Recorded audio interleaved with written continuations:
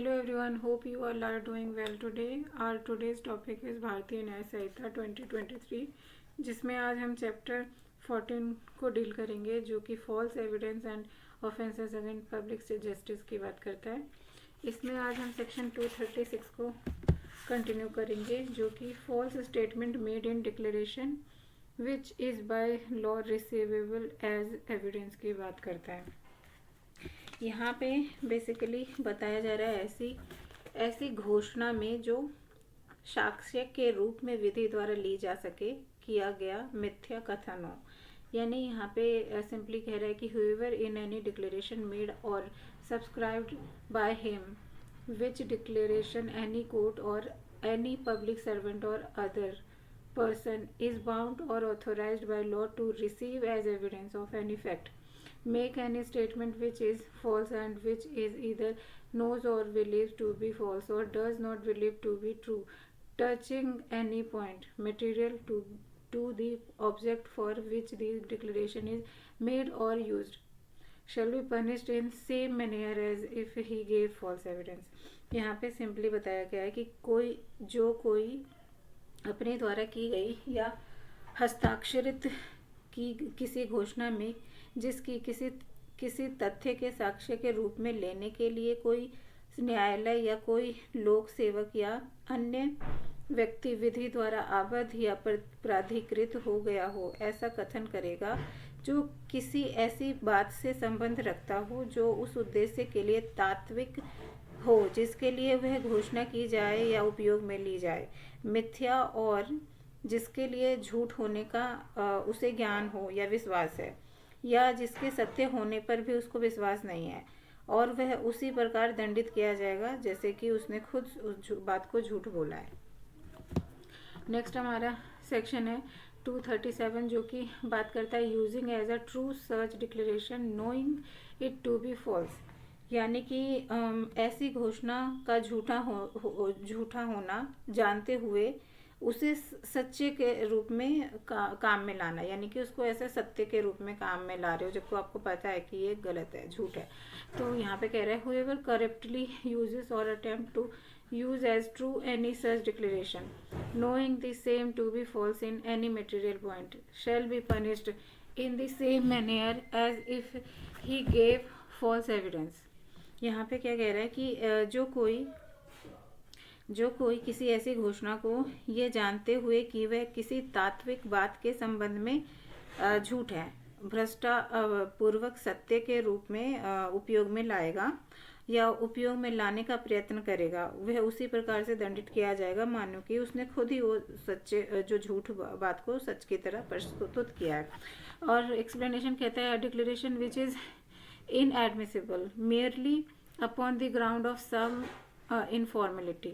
is a declaration within the meaning of section 236 and this section।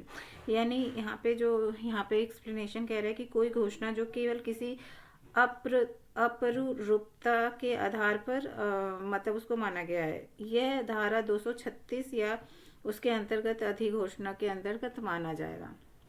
जो अभी हमने ये पढ़ा था। Two false statement made in declaration which by law receivable as evidence. उसके बाद सेक्शन 238 है जो बात करता है causing disappearance of evidence of offence और giving false information to screen offenders. यहाँ पे कह रहा है कि अपराध के साक्ष्य का विलोपन या अपराधी को प्रतिच्छादित करने के लिए मिथ्या इल्तला इंफॉर्मेशन देना। क्या कह रहा है whoever knowingly or having reason to believe that an offense has been committed causes any evidence of the commission of that offense to disappear with the intention of screening the offender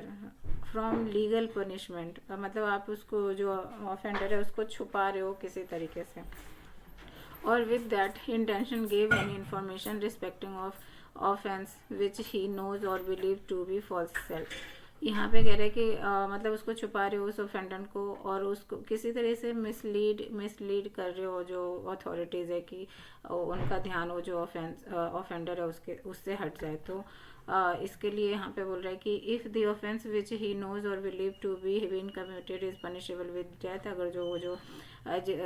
जो offender है, अगर जो यहाँ पे वो death से कुछ ऐसा किया है जिसमें कि डेथ की पनिशमेंट होगी, और भी तो वहाँ पे इम्प्रिजनमेंट इधर डिस्क्रिप्शन मिल सकता है उसको 7 years का, और इसके और फाइन दोनों भी दिए जा सकते हैं। यानी कि अगर जो उस पर्सन ने ऐसा कोई गुनाह किया है जिसमें कि पनिशमेंट डेथ की हो सकती थी, तो वहाँ पे आपको 7 साल की सज़ा मिलेगी और साथ में फाइन देना पड़ सकता है। और बी पार्ट बोलता है इसका, if the offence is punishable with imprisonment for life, अगर जो सिर्फ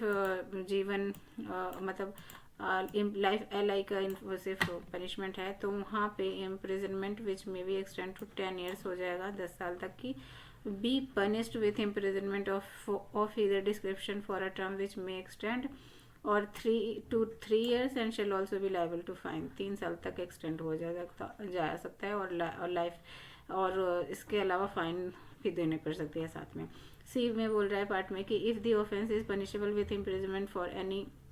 term not exceeding to 10 years, अगर जो कोई ऑफेंस ऐसा है, ऑफेंडर ने ऐसा कोई कार्य किया जिसका जो पनिशमेंट है वो 10 साल तक के हो सकता है,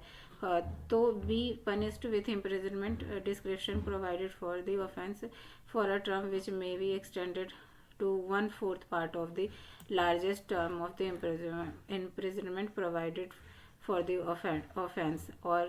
और with fine or with both,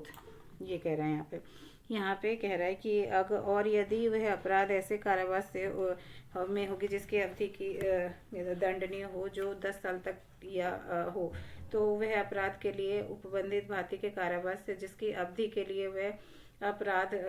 का कारावास अधिक दीर्घतम अवधि का 1/4 तक हो सकेगी, या जुर्माना दोनों से दंडित कराया जा सकता है।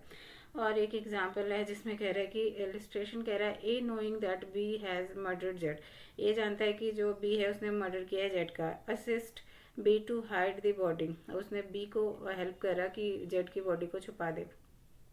With the intention of screening B from punishment, इसका क्या उसका पर्पस था बी को उसकी जेड की मृत्यु के पनिशमेंट से बचाना। तो A is liable to imprisonment of either description for 7 years and also fine. तो यहाँ पे वो जो डिस्क्रिप्शन क्या मिलेगी उसकी LI मिलेगी, और 7 years तक होगी, और जो कि फाइन भी जा सकता है साथ में। 239 कहता है, intentional omission to give information of offence by person bound to inform, यहाँ पे कह रहा है इल्तला जो इन्फॉर्मेशन देने के लिए आबद्ध व्यक्ति द्वारा अपराध की इल्तला देने का जानबूझकर लोप करना, यानी कि जो आप एक ऑथोराइज पोजीशन पे थे जहाँ पे आपका कर्तव्य था कि आपको अथॉरिटीज़ को इन्फॉर्मेशन देनी थी कि वहाँ पे कुछ क्राइम हुआ है, लेकिन आप उन्हें जानबूझकर उसमें उसको नहीं दिया इन्फॉर्मेशन, तो क्या होगा, तो यहाँ पे बेसिकली पनिशमेंट जो होगी डिस्क्रिप्शन पनिशमेंट की 6 महीने होगी, और विथ फाइन विच में एक्सटेंड टू 5,000 रुपीज़ और बोथ, ये हो सकता है। तो ये था आज का हमारा सेक्शन 236 to 239। नेक्स्ट टाइम मिलते हैं सेक्शन 240 के साथ। Thank you so much for watching this video.